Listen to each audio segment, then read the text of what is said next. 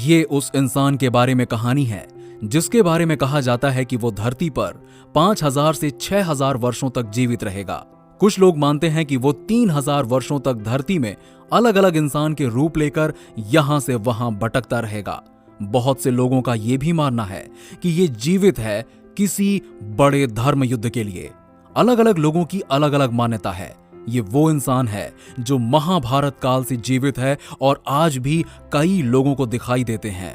महाभारत काल से लेकर आज तक ये योद्धा धरती के अलग अलग स्थानों पर भटक रहा है। मगर ऐसा क्यों? क्या सच में ये एक धर्म युद्ध के लिए जीवित है? दयावान भगवान ने ऐसे योद्धा को इतना गंभीर श्राप क्यों दिया? महाभारत युद्ध में ऐसी क्या गलती की थी इस योद्धा ने जिसका इसको इतना बड़ा मूल्य चुकाना पड़ रहा है? महाभारत युद्ध में तो बड़े बड़े छल हुए थे, पाप हुए थे, तो किसी और को तो ऐसी सजा नहीं मिली। अगर भगवान कृष्ण पर अटूट विश्वास है और आप मानते हैं कि भगवान कृष्ण तो गलती कर नहीं सकते, तो आप भी जानते होंगे इसके पीछे भी कोई ना कोई कारण अवश्य रहा होगा।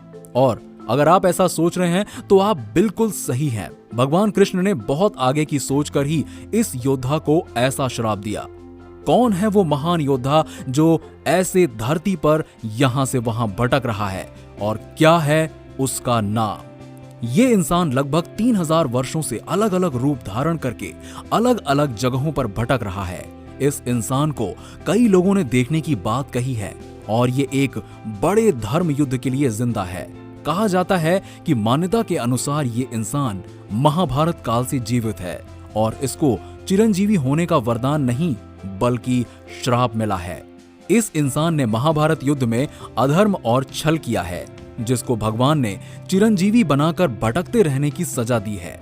ये है योद्धा अश्वत्थामा, जिसको उसकी गलती के कारण भगवान श्री कृष्ण ने श्रापित कर उनके कल्कि अवतार आने पर भटकते रहने की सलाह दी थी। अर्जुन ने अपने तलवार से अश्वत्थामा के सिर के केश काट डाले और उनके मस्तक से मणि निकाल डाली, जिसके कारण वो श्रीहीन हो गए। उसके पश्चात भगवान श्री कृष्ण ने अश्वत्थामा को 6000 वर्ष तक यूं ही भटकने का श्राप दिया।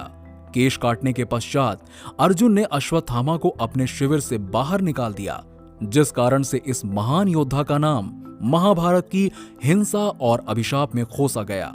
इसके पीछे का कारण क्या है? तो कहानी कुछ इस प्रकार है कि एक बार तो सबने अश्वत्थामा को माफ करने को कहा, किंतु भगवान श्री कृष्ण ने उसको धरती पर भटकने का श्राप दे दिया। ऐसा क्या हुआ था कि भगवान श्री कृष्ण ने उसे माफ ना करते हुए श्राप दे दिया?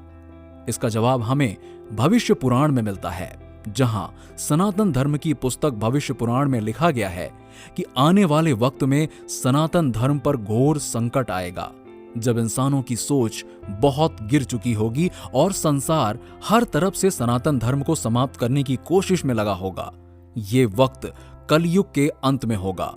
ऐसा कहा जाता है कि उस समय ही भगवान विष्णु का कल्कि अवतार आएगा और उस समय कल्कि अवतार की सेना में अश्वत्थामा भी मौजूद होंगे। ऐसा केवल भविष्य पुराण में ही नहीं है, बल्कि अलग अलग पुराणों में भी इसका जिक्र किया गया है, जिसमें यह भी कहा गया है कि जो लोग हजारों वर्षों से जीवित हैं और यहां वहां भटक रहे हैं, ये सब कल्कि भगवान की सेना में शामिल होकर अधर्म के विरुद्ध युद्ध लड़ेंगे। योद्धा अश्वत्थामा धरती पर लगभग 5000 से 6000 वर्षों तक धर्म की रक्षा करते हुए ऐसे ही भटकते रहेंगे। वास्तव में योद्धा अश्वत्थामा ने जो अधर्म किया था, उसकी सजा काटते हुए वो धर्म की रक्षा करते हुए भगवान विष्णु के कल्कि अवतार होने तक ऐसे ही भटकते रहेंगे। योद्धा अश्वत्थामा के भटकने का उद्देश्य धर्म युद्ध की लड़ाई में शामिल होना और इस शाप से मुक्त होकर मोक्ष की प्राप्ति करना है। तो आपको वीडियो कैसी लगी आप हमें कमेंट करके जरूर बताइएगा और वीडियो को ज्यादा से ज्यादा शेयर करें, जिससे लोगों को अश्वत्थामा के बारे में जानकारी मिल सके। मिलते हैं नेक्स्ट वीडियो में कुछ और टॉपिक के साथ। तब तक के लिए नमस्कार।